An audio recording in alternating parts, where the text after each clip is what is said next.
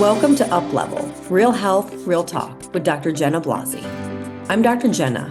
I spent years crafting ways to help women thrive, and I want to help you do the same. On this podcast, we dive deep into health at every level, focusing on the mind, the body, and the spirit. This is where real conversations meet transformational wellness. We'll be talking about all the things that truly matter, from nutrition and fitness to lifestyle, mindset, and personal development. Plus, the real deal on managing stress and navigating menopause. So if you're ready to elevate your health journey with authentic, transformative insights, you're in the right place. Let's get started.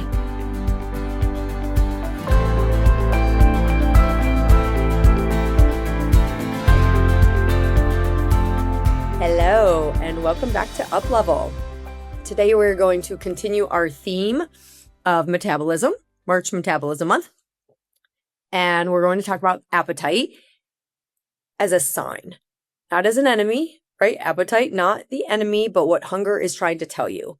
So have you had the experience where you finish dinner and an hour later, or maybe even shortly after, you're in the kitchen again? You're rummaging through the pantry. You're rummaging through the cabinets. Not because you're starving, not because you're out of control, although you may feel like it, but because something in your system still feels unfinished. And then you might suddenly think, what's wrong with me? You used to be able to just be done after dinner, or used to be able to skip meals without thinking. And now if you don't eat, maybe your system feels off. You feel shaky, distracted, irritable, preoccupied. It's easy to assume that appetite is the problem, or that something about your discipline has changed. But like we talked a lot about last week, what if your appetite isn't failing? It's responding. All right, we talked about your metabolism isn't broken. Today, we're talking about one of the strongest signals that your metabolism sends, and that is your appetite.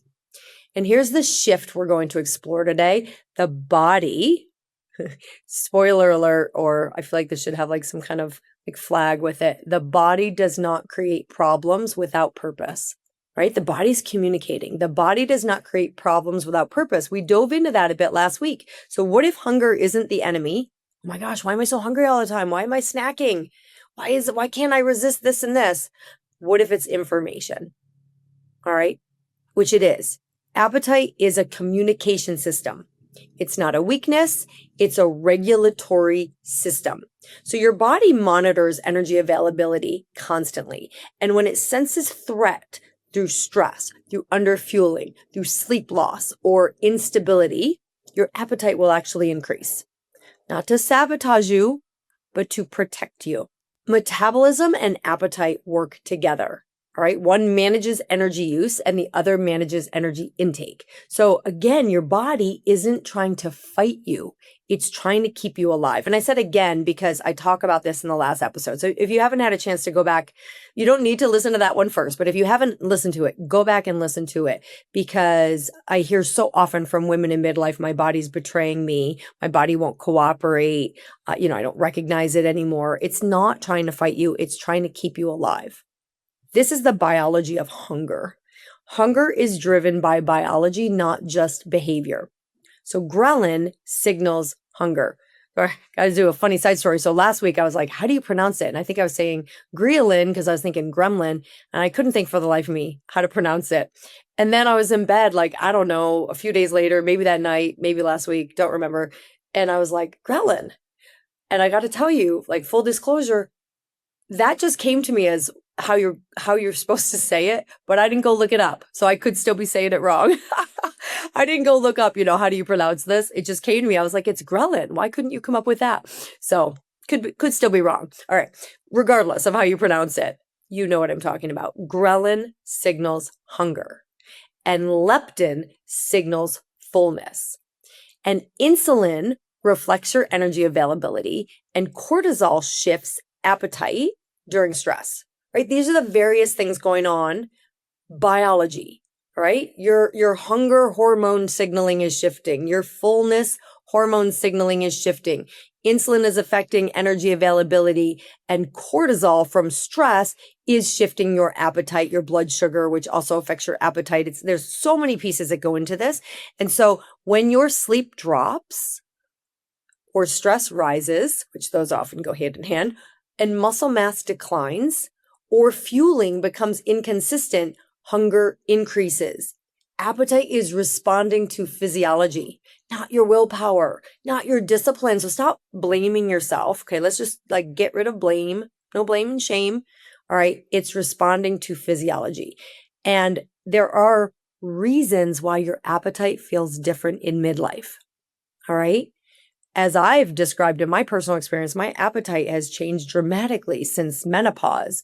And this is not, so speaking to all of you now, all right, in midlife, appetite often changes. It's not because discipline is gone, but because your buffering capacity actually decreases. So hormone transition, like lowered hormones, lowered estrogen, reduced muscle mass, insulin sensitivity changes. Remember, we're more insulin resistant. Just starts to happen as estrogen declines and postmenopausal. So hormone transitions, reduced muscle mass, insulin sensitivity changes, stress load. And for those of you that have been dieting for years, all these things narrow your margin. Your appetite might feel chaotic, but it's actually that your margin for chaos got smaller. And this is when we start misinterpreting what's going on. All right, your appetite may be increased. Maybe your cravings increased, sweet cravings, thinking about food. And many women assume that something is wrong. But what's often happening is adaptation. Our bodies are very adaptable, right? And it needs to adapt as all these things are changing. Our sleep is changing, our stress load is changing, our hormones are changing. So our system becomes, in this time of life, our system becomes less tolerant of skipped meals.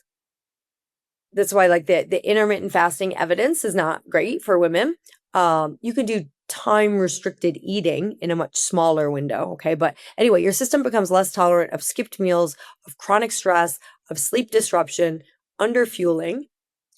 And appetite becomes more responsive because stability is what matters more now. As I said earlier, the body doesn't create problems without purpose. So your body is searching for stability. So if we look at hunger, we have two main types of signals.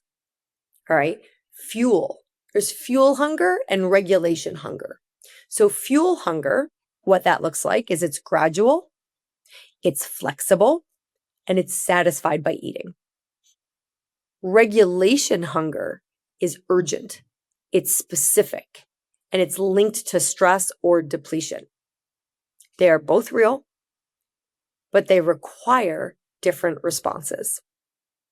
And when we can slow down enough to become aware which type of hunger, because one needs energy, right? Fuel hunger needs energy, needs fuel, and the other needs regulation, safety, calm, stability. And this is where suppressing appetite backfires. This is why, and this is where suppressing appetite backfires. When appetite is suppressed repeatedly, ignoring our hunger cues, skipping meals, the body adapts. It learns the signal is being ignored. So the next time, what does it do? What do you do when you're ignored? Well, some people back down, but a lot of people speak louder. Hello? Anybody listening to me? So when your appetite is suppressed repeatedly, the body adapts. It understands and learns that the signal's ignored, so it speaks louder. You have stronger cravings, greater urgency, more preoccupation around food. Suppressing anything does not lead to good things, all right? When we suppress, it leads typically to an explosion. When you suppress anger, it gets bigger and bigger until maybe somebody explodes and they say the things that they don't want to say or mean to say. So suppressing appetite trains your body to escalate the message. So what do we do? What does regulation look like? Isn't that a nice word? Wouldn't we all like to feel regulated? Not regulated like rules and regulations, but like calm, stability. Regulation is not about eating perfectly. What regulation looks like is eating before you feel desperate, feeling less fragile between meals, fewer late night something's missing moments, and more stability across the day. When I've talked about how my appetite has changed, it's an evening thing. Most of the day I'm fine, and then suddenly I'm ravenous, right? I've maybe underfueled during the day or been not in as calm and parasympathetic space as I would have liked. And so there's that feeling, even after I eat dinner, oh, I still want something. That's when I would go on my chocolate binges. I still want something. I'm unsatisfied, right? So regulation is the opposite of those. We eat before desperation. We feel less fragile between meals. We don't have as many times of that something missing after we eat or late night missing moments. All right. And we start to feel more stable through the day. When the body feels safe, your appetite stabilizes. So those of us that are in chronic stress mode, we're not in safety. And so the appetite and the cravings, they can get out of control. When the body feels safe, your appetite will stabilize. So looking at bringing this all together, hunger is not failure. It's feedback. It's feedback. It's communication. Appetite is not the enemy. It is communicating, being communicated. And understanding what's going on, anytime we understand, we're building trust. And when we build trust, we build consistency. Understanding builds trust. Trust builds consistency. Consistency is super important. I talked about it for most of January. This kind of brings us to, the question of, what does this all mean? Like, what do we do with it? And it comes back to those non-sexy basics where we look back and we go, when am I having fuel hunger? Meaning maybe you're under fueling. Maybe you worked out hard. You need more actual fuel. When am I having that stress hunger, right? Whether it's urgent and you're craving something, or depleted hunger, right? These are both regulation hunger signs. Where is some of the hunger dysregulation coming from? Sleep not working? Where is it coming from? Just your hormones being really low? And how do we address these holistically? And for that piece, I would take you back to probably almost any health topic podcast that I've done. It comes back to those basics. If you're under fueling, eat. If you're chronically stressed, work on stress management. If you're sleep deprived or not sleeping well, work on sleep hygiene, as well as the stress that might be causing it, the hormone piece that might be causing it. And so adding in hormone therapy can be a great tool for helping us handle stress a little better again, helping us sleep better, helping us maintain our muscle and metabolism to some extent. But if you pile hormones onto a chaotic system, at best, you might get some relief, and at worst, it could make things worse. I hear so many people tell me I don't tolerate hormones. It's because we added them onto a system that wasn't optimized. We added them onto a system where the gut's disrupted and there's a lot of toxicity and there's all these other pieces. It's not a Band-Aid. We have to address these other pieces. And so hormone therapy is an amazing and effective tool, but it is not at the expense or sacrifice. I'm not coming up with the word, but it's not in place of diet, movement, sleep, etc. Now, it can help those, but those still need to be in place. If appetite is protective, and I'm going to close with this, because next week we're going to talk about GLP-1s. If appetite is protective, if it's a communication system, then what happens when we medically quiet it? So next time we're going to explore the GLP-1 receptor agonist medications, not as miracles and not as villains, but as tools. As tools. And when is that tool, just like hormone therapy, when is that tool appropriate for you? When is it not appropriate? And we're going to ask these questions. Can these tools support trust with the body or replace it? And I would take that a little further and say, do they sometimes help rebuild it? So I'm very excited to dive into this topic next week. And I hope you found these last 2 episodes impactful for you. And there's lots of tools. And so, yeah, we're going to dive into the GLP-1s and look at what these can do. What happens when we medically quiet appetite? What happens with our trust and our own cues? And, but I'm not going to come at it. I used to think they were villains. I will admit, many years ago, I did. And sometimes I want to think that they're miracles because there's a lot of really cool stuff happening for people with these. But really, the truth is they're neither. They are part of a comprehensive picture. They are part of a toolkit. And next week, we're going to dive in. So thank you so much for joining me. And I look forward to seeing you next time.